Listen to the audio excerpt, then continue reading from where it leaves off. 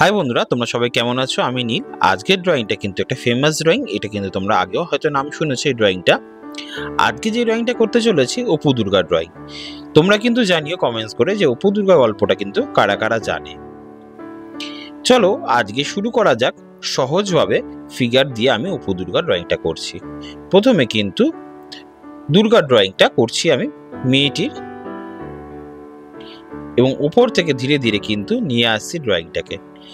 আগে এই ফিগারটা করে নেবে কিন্তু। প্রথমে আমি মুখের শেপটা দিয়ে দিলাম, পরে কিন্তু নাক চোখটা আমি পরে দেবো। তোমাদের সহজ হওয়ার জন্য শুধুমাত্র শেপটা দিয়ে নিয়ে আসলাম।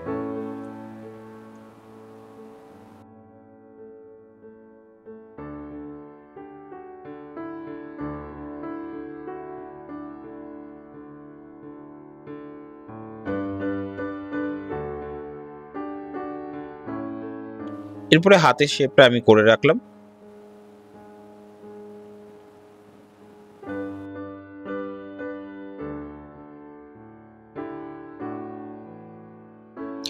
আজকে অপু দুর্গা ড্রয়িংটা প্রথম পার্টটা করব, পরের পার্টটা কালারটা কিন্তু আমি নেক্সট ভিডিওতে দেখাবো। তোমরা কিন্তু এই ভিডিওতে শুধুমাত্র এই ড্রয়িংটা ভালো করে দেখে নেবে। পরের ভিডিওতে আমরা তোমাকে কালারটা করে দেখাবো।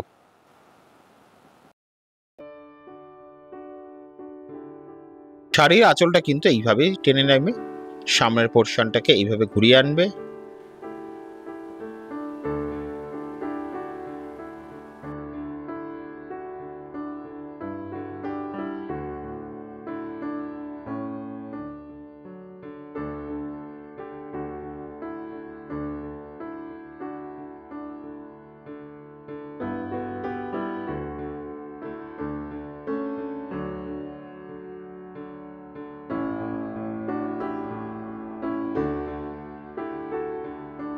খুব সহজ হবে তোমাদের জন্য, স্টেপ বাই স্টেপ ড্রয়িংটা নিয়ে এসেছি। তোমরা যদি প্রথম থেকে লাস্ট অবধি ড্রয়িংটা খেয়াল করো তাহলে কিন্তু খুব সহজেই তোমরা কিন্তু করতে পারবে।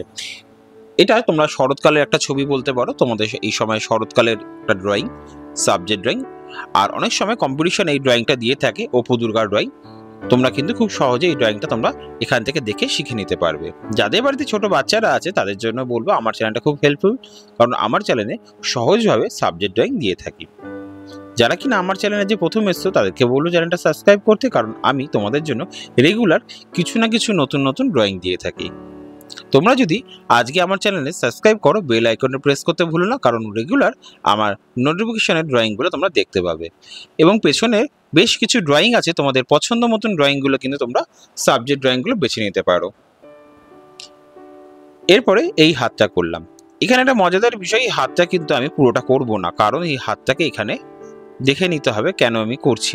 এটা একটু পরেই তোমরা বুঝতে পারবে এবং কেনই বা আমি করলাম। এবার এখান থেকে ছেলেটার ড্রয়িংটা আমি শুরু করলাম।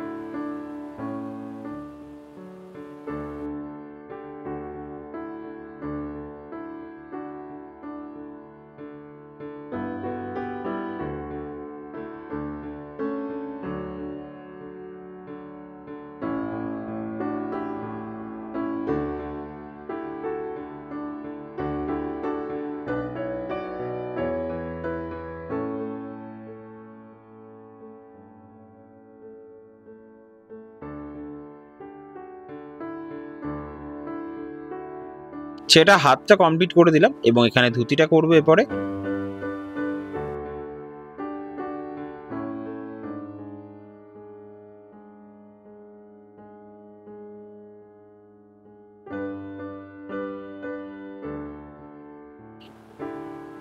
এবার পেছনের দিকে পাটা কিন্তু সম্পূর্ণ দেখাতে হবে তোমাদের।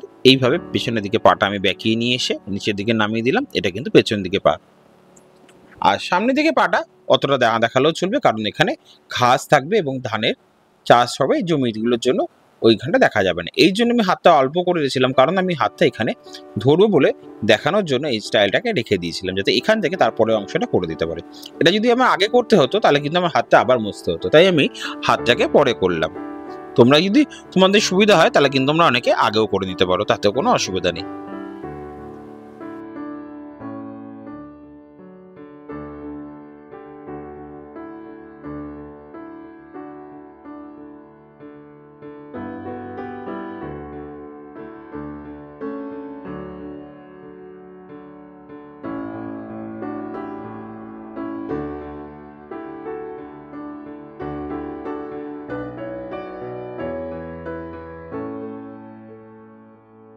এবার হাতের কাশফুলগুলো কিন্তু এইভাবে তোমরা দিয়ে নিতে পারবে, কোনো অসুবিধা হবে না।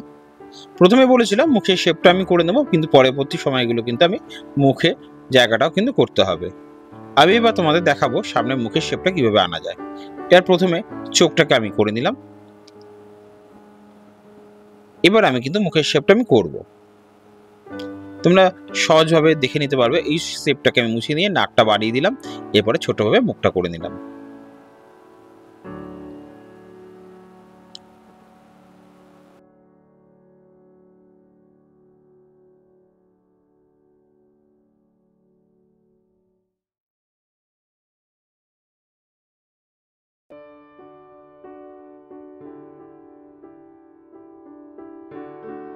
এবার এই সাইডগুলো কিন্তু কাশফুল দিচ্ছি। এই কাশফুলগুলো কিন্তু এখন হালকা করে দিচ্ছি। তোমরা কিন্তু পেন্সিল দিয়ে যারা করবে খুব বেশি ডার্ক করতে যাবে না, এটা কিন্তু বেশি ডার্ক করলে ভালো লাগবে না। আমি পরবর্তী সময় পেন দিয়ে যখন করব এটা কিন্তু আরো একটু ভালো বুঝতে পারবে তোমরা, তখন কিন্তু আরো ভালো দেখতে পাবে। এটা একটু হালকা করে করছি কারণ আমি এর উপরে কালার করবো বলে। আবার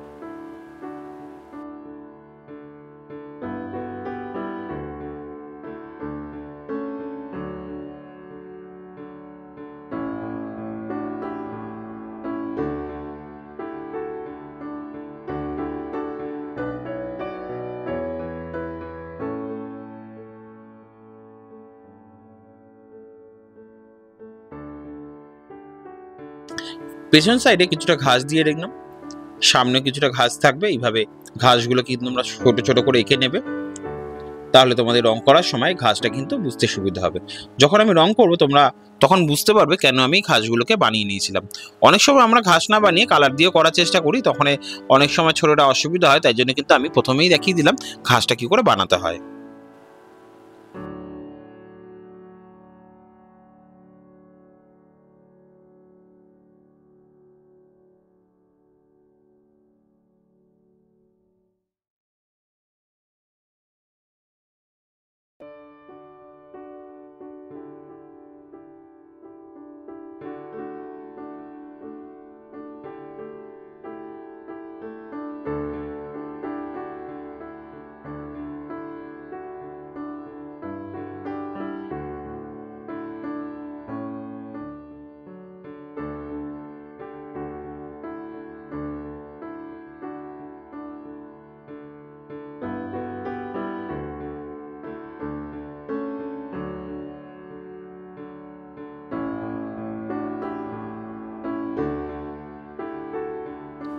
এরপরে দূরের ট্রেনটা আঁকছি এবং দূর থেকে একদম স্লিপিং লাইন টেনে তোমরা সহজভাবে একটু এগিয়ে নিয়ে যাবে, তাহলে কিন্তু ট্রেনটা খুব ইজিভাবে সহজভাবেই তোমাদের লাগবে।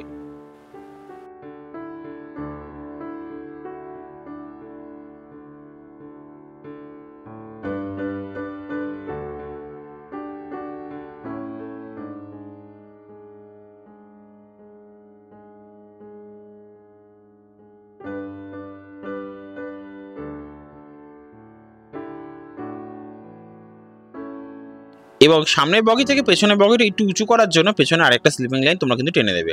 এবার ছোট ছোট জানলাগুলোকে করে নিয়ে এবং দরজাটাকেও করে নেবে।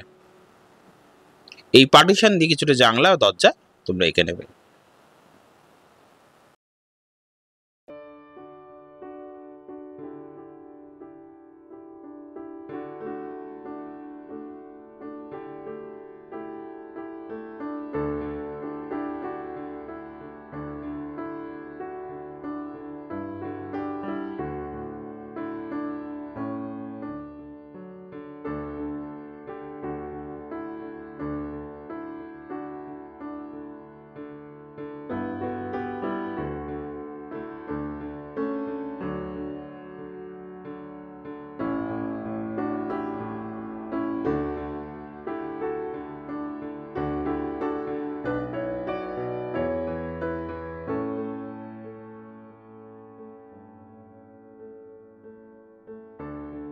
এবং দুটো সাইডে ছোট ছোট রকম জঙ্গল করে দেবে, দেখতে সুন্দর লাগবে এবং কালার করলে এটা আরো দেখতে ভালো লাগবে।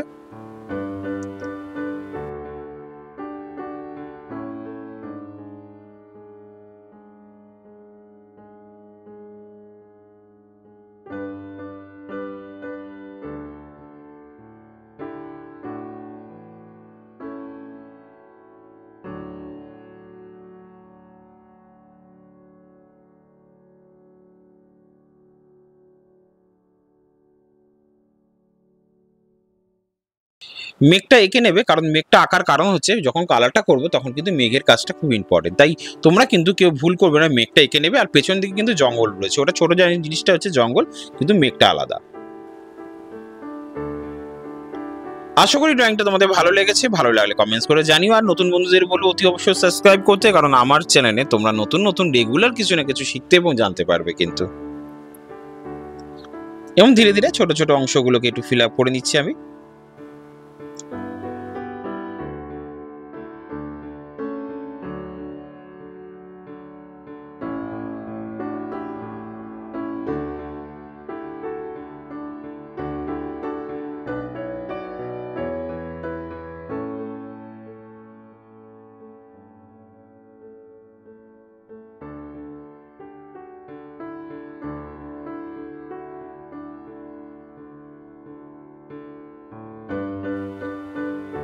এই স্টেপ বাই স্টেপ কিন্তু ড্রয়িংটা ফলো করবে। ছোট ছোট ঘাসগুলো কিন্তু তোমরা মিস করবে না, এই ঘাসগুলো মিস করে গেলে কালার করতে কিন্তু খুব অসুবিধা হবে তোমাদের। এই শাড়ির আঁচলগুলোকে যেরকম রয়েছে সেরকমই করারই চেষ্টা করবে, কারণ রংটা কিন্তু এর মধ্যেই ফুটে উঠবে।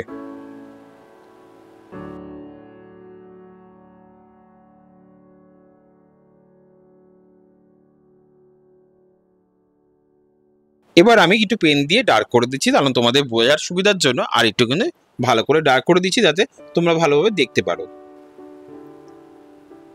এই যে ঘাসগুলো করছি এটা কিন্তু ভেরি ইম্পর্টেন্ট। এই ছোট ছোট ঘাসগুলো কিন্তু তোমরা সেরে নেবে, সময় লাগছে লাগো, কিন্তু জিনিসটা প্রমিনেন্ট হওয়া দরকার।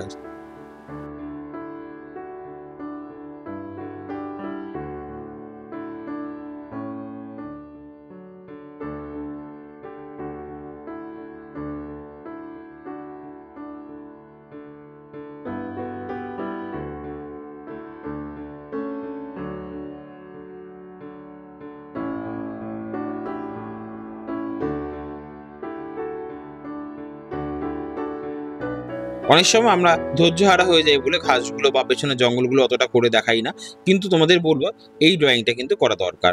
এই ড্রয়িংটার ক্ষেত্রে কিন্তু এই জঙ্গলগুলোকে ঘাসগুলোকে ভেরি ম্যাটার করছে, কারণ এখানে না জানলে বা না করলে পরবর্তীকালে রংগুলো করলে মিলবে না। আজকে আমি তোমাদের জন্য শুধু এই ভিডিওটা আনলাম, এই আঁকার ড্রয়িংটাকে ধীরে ধীরে করে দিলাম, কারণ তোমরা ভালো বুঝতে পারবে। পরে ভিডিওতে কিন্তু সুন্দরভাবে কালার করা রয়েছে, খুব শীঘ্রই আসছে তোমাদের জন্য ওই ভিডিওটা। তোমরা ভালো থেকো, আবার দেখা হচ্ছে নতুন ভিডিওতে।